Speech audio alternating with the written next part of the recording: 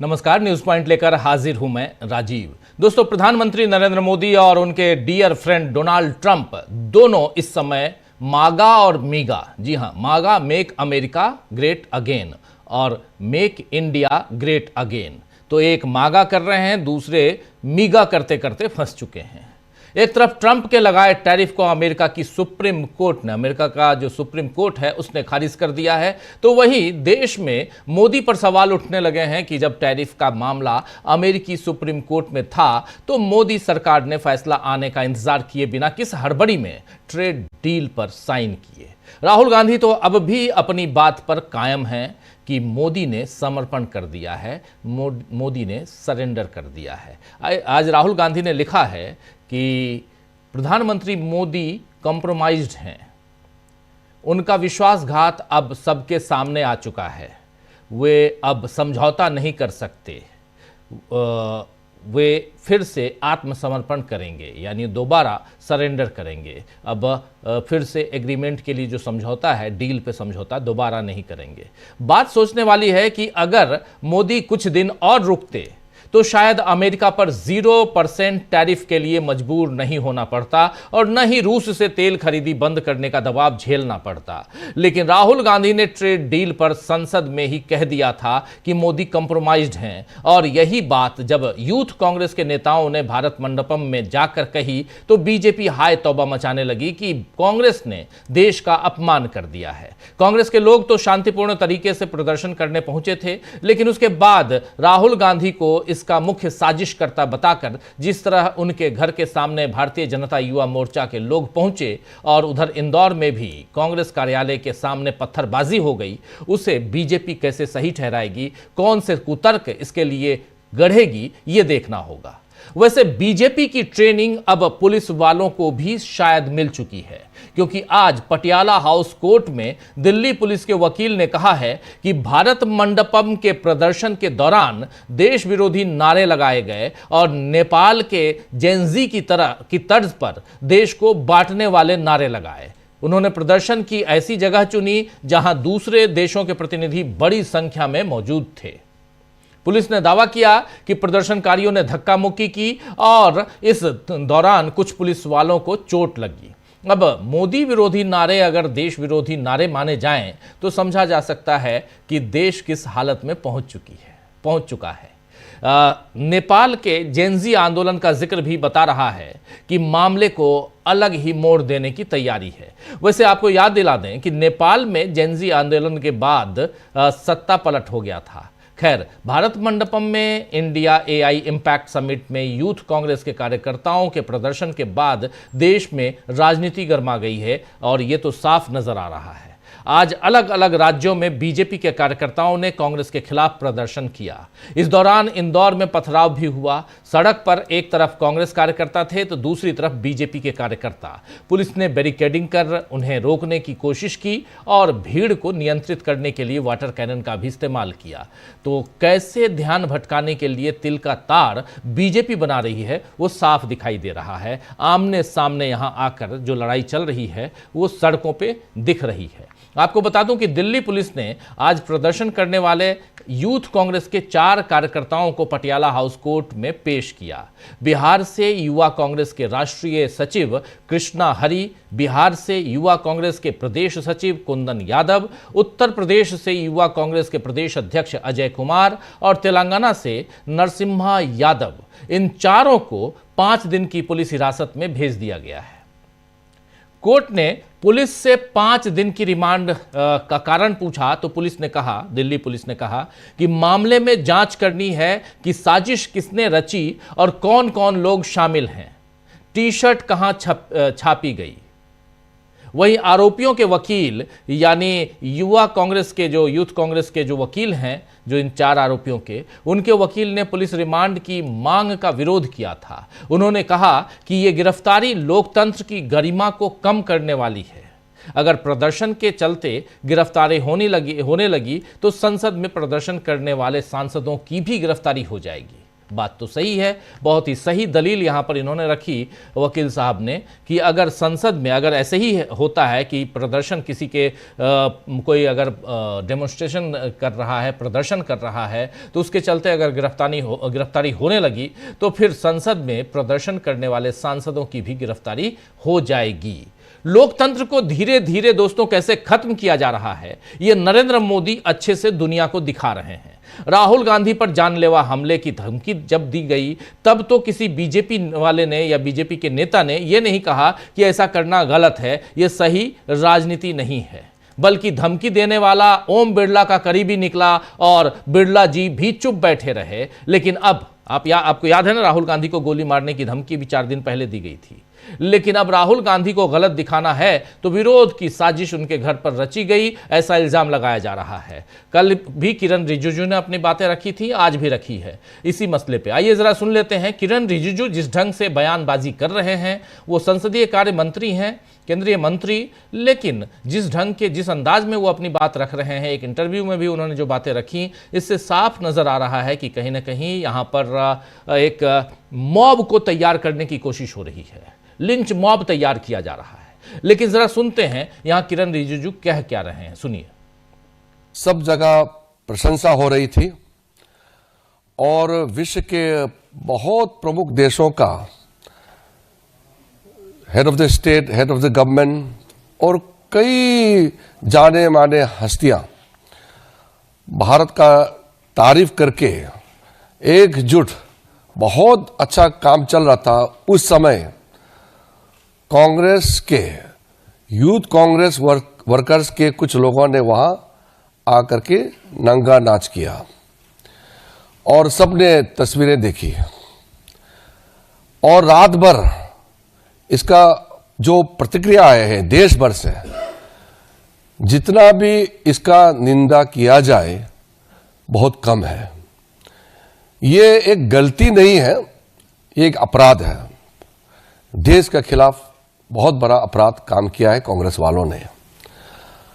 हमने सुबह उठकर के ये सोचा कि अगर कांग्रेस पार्टी में देश के प्रति थोड़ा भी उनका सोच विचार सोचा कि हम आत्ममंथन करके माफी मांगेंगे, तो सुबह जब हमने देखा माफी मांगने का जगह उल्टा कई कांग्रेसी नेता ये नंगा नाच को जायज ठहरा रहे थे। वो कह रहे थे कि ये युवाओं का आक्रोश है। अगर युवाओं का आक्रोश को देश को बदनाम करने के लिए, दुनिया के सामने में भारत को बदनाम करने के लिए अगर इस्तेमाल करते हैं तो इससे ज्यादा शर्मनाक कुछ और हो नहीं सकता है। जब देश हित में कोई भी काम होता है उसमें सरकार किसी का भी हो, इसमें राजनीति नहीं होती है। और जब देश का प्रतिनिधि करता है उसमें राजनीति बिल्कुल नहीं होती है।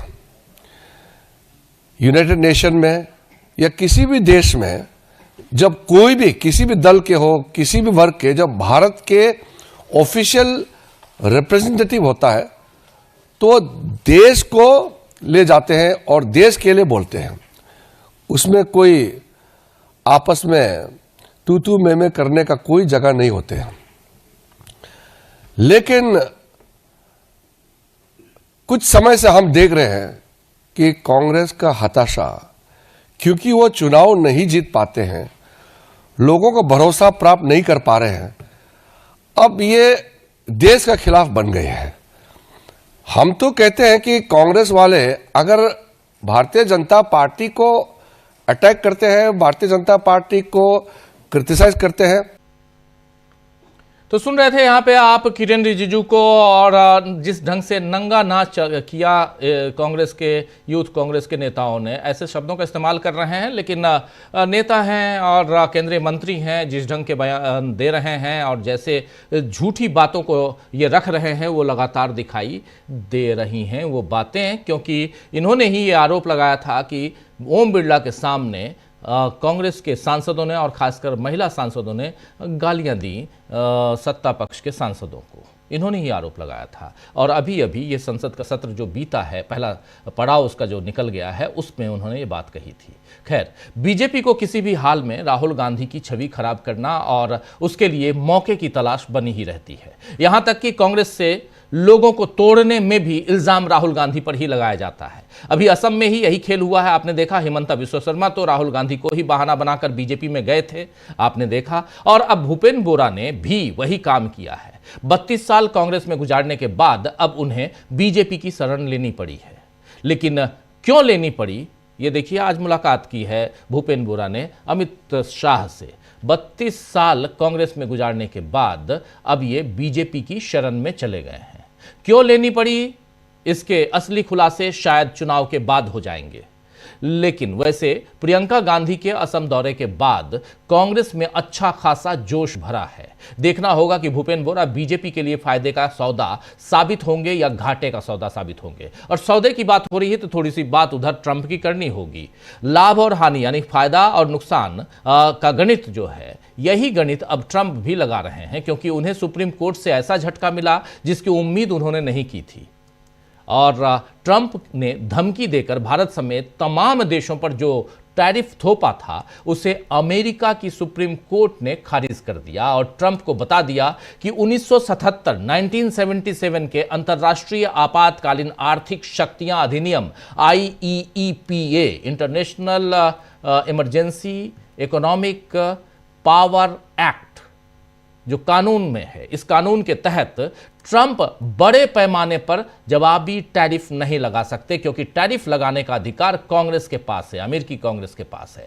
वहां पास करवाना पड़ेगा। इस फैसले से झल्लाए ट्रंप ने अपने खिलाफ फैसला देने वाले जजों को मूर्ख और विदेशी हितों से प्रभावित बता दिया है। लेकिन मजेदार बात यहां पे है, 9 जजों की बेंच थी। 9 में से 6 जजों ने इसके खिलाफ यानी ट्रंप के खिलाफ फैसला दिया है। और ये 6 जज जो हैं, इनमें से 2 जज तो ऐसे हैं जिनको ट्रंप ने खुद अभी आने के बाद अपॉइंट किया है, और बाकी जो 4 जज हैं, ये 6 में से बता रहा हूं, 4 जज हैं जिसको भी रिपब्लिकन्स ने ही किया है अपॉइंट। क्या हमारे देश में ऐसा होता है? सोचिएगा कि सत्ता पक्ष नरेंद्र मोदी का कोई चाहने वाला जज बैठा हो हमारे देश में, और मैं उंगली नहीं उठा रहा हूं किसी भी जज के ऊपर, लेकिन जो चीज़ें दिखाई दे रही हैं, कहीं ना कहीं ये नज़र आ रही चीज़ें कि जो बातें कि थोड़ा सा प्रभाव सत्ता का दिखाई देता है कुछ फैसलों पे। ट्रंप की ऐसी बातों को सुनकर लगता है कि क्या बीजेपी का असर अब उन पर हुआ है या ट्रंप के असर में बीजेपी है। बात झल्लाहट की कर रहा हूं, क्योंकि ट्रंप ने झल्लाहट में क्या कुछ नहीं कह दिया, वहां जजों को मूर्ख कह दिया कि हमारे यहाँ के जज मूर्ख हैं। तो आज चर्चा करेंगे दोस्तों कि क्या मोदी की असलियत अब देश के सामने आने लगी है, और क्या इसी वजह से बौखलाई है बीजेपी। और इन सब के बीच बौखलाहट दिखाने की कोशिश करता हूं। इंदौर का जिक्र कर रहा था मैं। कल के घटनाक्रम के बाद, 20 तारीख के घटनाक्रम के बाद जो युवा छात्र गए थे, युवा कांग्रेस के नेता जो गए थे वहां भारत मंडपम में, उसके बाद से घटनाक्रम में बहुत तेजी आई है, बदलाव हम लोग देख रहे हैं। इंदौर में जब आज युवा कांग्रेस के नेताओं का, छात्रों का प्रदर्शन चल रहा था, तो इधर दूसरी तरफ बीजेपी के लोग भी गए। दोनों के बीच आमना सामना हुआ, पत्थरबाजी, बीजेपी की तरफ से पत्थरबाजी हुई। इस पर कांग्रेस पार्टी ने उस वीडियो को भी जारी किया है और साथ साथ एक ट्वीट भी किया। पहले ट्वीट आपके सामने लाता हूं। कांग्रेस लिख रही है, मध्य प्रदेश कांग्रेस की बात हो रही है। हालांकि कांग्रेस पार्टी ने इस ट्वीट को रखा है आपके हमारे सामने। मध्य प्रदेश में बीजेपी का गुंडा राज चल रहा है। बीजेपी के गुंडे प्रदेश कांग्रेस कार्यालय में घुस गए। वहां इन गुंडों ने कांग्रेस कार्यकर्ताओं के साथ हाथापाई की और जमकर तोड़फोड़ मचाई। ये सारी गुंडई बीजेपी सरकार के संरक्षण में की गई। यहां सरकार खुद ही कानून की धज्जियां उड़ा रही है। बीजेपी के इन गुंडों के खिलाफ तुरंत कार्रवाई होनी चाहिए। अब गुंडागर्दी क्या है, वो वीडियो भी इन्होंने जारी किया। जरा देख लेते हैं क्या है उस वीडियो में। जरा फुल स्क्रीन ले आइए वीडियो को, देखते हैं कि इस वीडियो को जारी कर कांग्रेस क्या यहां रखना चाहती है, सबूत क्या पेश कर रही है। देखिए जरा।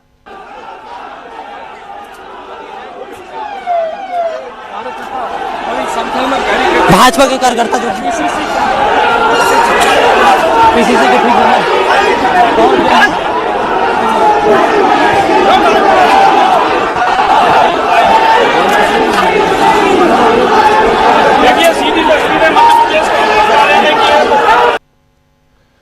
देख लिया आपने यहाँ पर यूथ कांग्रेस के खिलाफ प्रदर्शन करते हुए बीजेपी के जो कार्यकर्ता हैं वो पहुंच गए वहाँ कांग्रेस के कार्यालय में और उसके बाद वहाँ तोड़फोड़ करने की कोशिश हुई।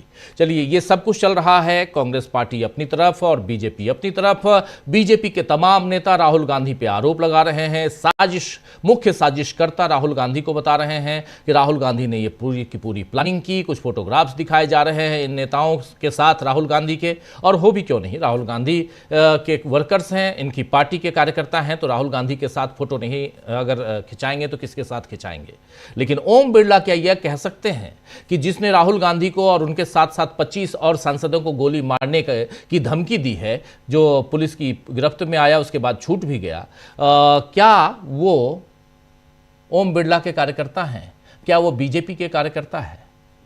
ये बताएगी क्या बीजेपी, या बताएंगे क्या ओम बिरला? तो बहुत सारे सवाल हैं दोस्तों, इन सवालों का हल निकालने की कोशिश करते हैं, यानी इसको और इस तह में जाकर कुछ समझने की कोशिश करते हैं, ढूंढने की कोशिश करते हैं कि आखिर देश में क्या चल रहा है और आखिर क्यों हड़बड़ी की थी नरेंद्र मोदी की सरकार ने डील करते वक्त। आपको याद होगा ना, बहुत बढ़िया सा माला पहनाकर नरेंद्र मोदी 18% जब टैरिफ हुआ तो संसद में पूरा का पूरा एनडीए जो है वो पूरा कुनबा एनडीए के सांसदों ने नरेंद्र मोदी का स्वागत किया था।